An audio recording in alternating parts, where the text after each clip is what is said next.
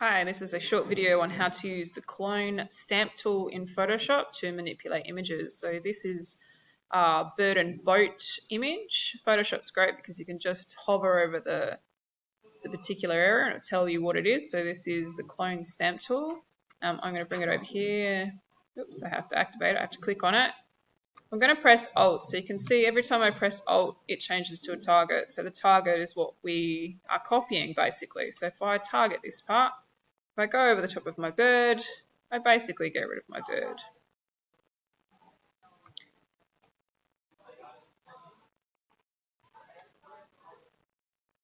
And it's gone. Alternatively, I undo. And Photoshop's great because you can just go Control Z and undo. Alternatively, you might go, well, I actually want another bird, so I'm going to make my brush a little bit bigger. So it's the size of my bird. I'm going to target this, and I'm going to put another bird over here. Maybe you're going to have tons of birds. Maybe your whole thing is all about lots and lots of birds. You don't have to, but basically you have to do something on here that you are manipulating this image. Maybe you're deleting the one below, so maybe we're making the sunset a little bit bigger.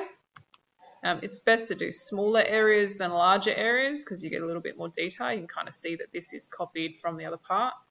What you can also do on this, there is a boat on here, so you might want to grab the clone. I'm going to make my size a little bit smaller. Target, and I've gone over the top, so I've got rid of my boat. Once you've got something manipulated on here using the clone tool, just go File, Save a Copy, call it the bird and boat, put your name on it. This is Lewis, and then save it and then email it through. If you have any questions, please let me know. Thanks.